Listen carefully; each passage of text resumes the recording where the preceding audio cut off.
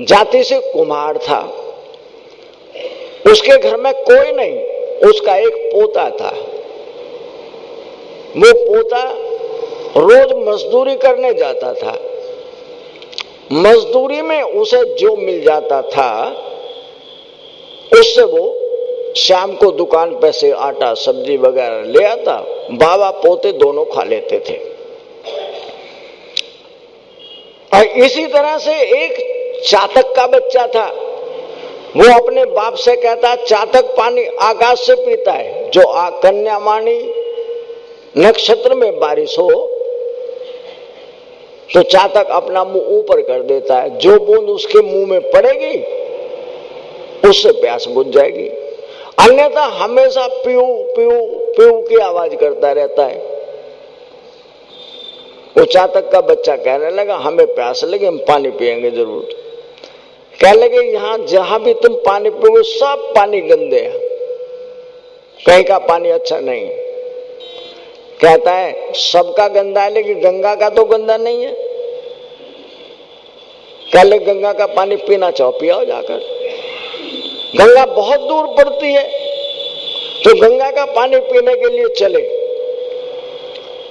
और जहां वो कुम्हार का घर था उसके ऊपर एक पेड़ था, उस पर बैठ गए। गंगा अभी भी बहुत दूर थी। उधर कुम्हार का बेटा आज मजदूरी करने गया तो जहां मजदूरी सुबह से शाम तक कर रहे थे वो ठेकेदार था। शाम को इंजीनियर आया। वो कहता है, हमने इतने दिन में तुम्हें काम करने के लिए कहा था, दिन आधे खत्म हो गए और काम 1/4 हुआ है। हमने तुम्हें ये नहीं कहा कि लेबर मत बढ़ाओ, जितने मर्जी मजदूर बढ़ाओ, हमें इतने टाइम में अपना काम चाहिए। ठेकेदार की इंजीनियर की लड़ाई हुई। परिणाम हुआ, शाम को देर से छूटे और मजदूरी नहीं मिली। वो बालक सोचने लगा, हम तो जितना ले जाते हैं उतने में गुजारा होता है, आज ये ठेकेदार पैसे नहीं देगा। कई लोगों ने कहा कि साहब हमारे पैसे, कह लेंगे आज नहीं मिलेंगे, कल बात करना, या पहले कलेश हो गया है। तो सारे मजदूर खाली हाथ अपने घर लौट रहे हैं। वो बालक भी विचार करते हुए चला। उन्हें क्या देखा, रास्ते में एक कुआं था और कुएं के किनारे पर एक पर्स पड़ा था, अच्छा बड़ा बटुआ था। उसने उस बटुए को खोल के देखा तो उसमें कई 100 रुपए थे।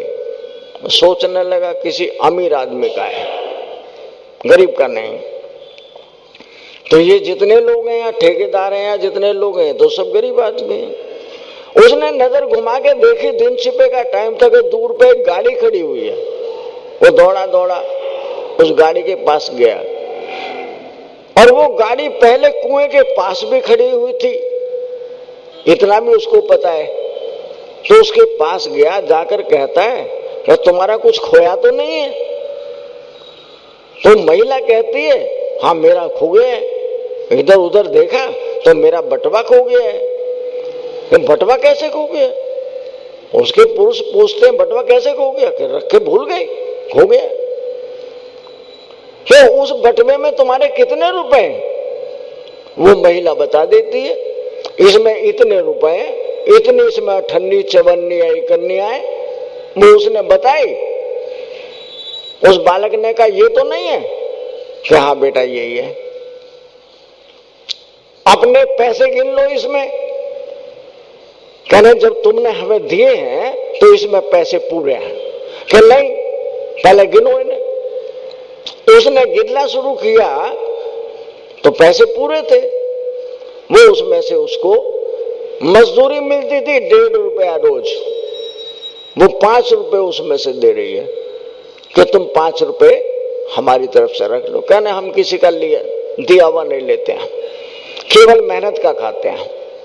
कहने, 98 रुपया 2 रुपया, कहने लेना होता तो हम सारों को ले जा सकते थे, तुम्हें थोड़ी पता है। लेकिन हमें लेना नहीं था, लेंगे भी नहीं। वो खाली हाथ वहां से चला आया।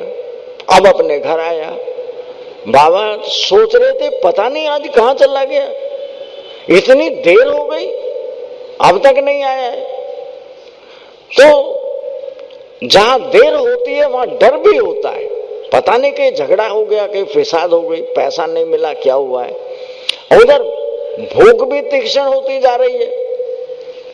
तो रात को जो बालक पहुंचा तो बाबा से कहता, बाबा आज तो कुछ गड़बड़ हो गई, ठेकेदार की इंजीनियर की लड़ाई हो गई, पैसा तो मिला नहीं। हाँ एक काम हुआ था, और तुमने मुझे उपदेश ना दिया हुआ होता तो मैं आज तुम्हें बहुत सारे पैसे लाकर दे सकता था। कि क्या बात थी? ऐसे ऐसे किसी के 300 से भी ज्यादा रुपया थे और मुझे मिल गए, मैं उसके सारे पैसे लौटा आया। इसलिए बाबा कहते हैं जो पराई चीज है ना वो तुम्हारी नहीं है, वो दूसरे की है। और जो मेहनत का पैसा होता है केवल वो ही तुम्हारा है, जो मेहनत से अलग का पैसा है वो तुम्हारा नहीं है। बाबा वो मुझे 5 रुपए दे रहे थे लेकिन मैंने लिया नहीं। वो कहते तुम इसमें से जितने चाहो उतने निकाल कर ले जाओ।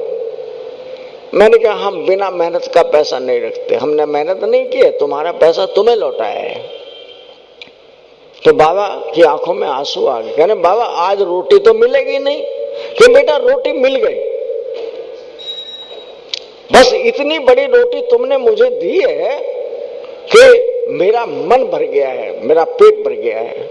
कि बाबा ऐसा पेट भर सकता है कि देखो हमारे जितने भी यहाँ पर प्राणी मात्र है ना उनमें एक जीव चातक भी है। चातक हमेशा दूसरों के लिए बारिश मांगता है, दूसरों के लिए कहता है हे प्रभु तू सबको देगा मुझे भी मिल जाएगा। केवल कन्यावाणी नक्षत्र में जो बूंद उसके मुंह में पड़ती है उससे अपनी प्यास बुझा लेता है, अन्यथा वो सारे जीवन उस पानी को ही मांगता है, पीऊ पीऊ की आवाज करता है। तो अगर तूने आज ये उपकार का काम किया है तो मेरी दी हुई शिक्षा सफल हो गई है। मुझे उस भोजन की जरूरत नहीं है, उस शांति की जरूरत है कि जो गलत पैसा होता वो मेरे घर में कुछ ना कुछ अशांति लेकर आ सकता था, और जो अशांति होती नहीं मालूम कब तक मुझे दर्द दे सकती थी। जो मेहनत का पैसा होता है वो कभी दर्द नहीं देता। क्यों? आदमी उसको अपने हिसाब से खर्च करता है। और जो पैसा अनाप शनाप को रिश्वतखोरी से आया, किसी ने दे दिया, किसी को लूट लाया, किसी को उठा लिया लेकिन बताया नहीं, वो मेरी मानसिक मनोवृत्ति को बिगाड़ देता है। इसलिए तूने बड़ा अच्छा किया है। उधर चातक का बच्चा सुन रहा था, देखो हमारी जाति के गीत आज भी जगत गाता है, हम प्यासे मर सकते हैं, हम जमीन के ऊपर का पानी नहीं पिएंगे, चाहे गंगा का पानी हो चाहे समुद्र का पानी हो, हम पानी नहीं पिएंगे। इसलिए वो उड़कर फिर वापस अपने बाप के पास गया, कहने लगे तुमने गंगा का जल पिया? कि नहीं। कि क्यों नहीं पिया? तो उस चातक के बच्चे ने अपने सामने की वो बीती हुई कहानी अपने बाप को बताई। ये सारे जगत के लोग हमारी तारीफ करते हैं, इसके लिए हम दूसरों के लिए जीते हैं। यह संत ये चेता कर कहता है हम अपने लिए जीते हैं तो अशांति संग्रह करते हैं, दर्द और दुख को संग्रह करते हैं, और हम दूसरों के लिए जिए तो भाई खेत में पैदा होने वाला मैं हूं, जो खिलाने वाला वो मैं हूं, इस धरती के ऊपर वर्षा करने वाला मैं हूं। 1 महीना सूरज ना निकले ये आधे आदमी तो बीमारी से मर जाए और फसल पैदा नहीं होगी। ऊपर से बारिश ना पड़े, हवा ठीक ना चले तो जगत में राम की उत्पत्ति नहीं होगी। राम के ये मुखैटे हैं, उन मुखैटों के कारण हम सबके सब जिंदा हैं, एक दूसरे की जरूरतों को पूरा कर रहे हैं, लेकिन हम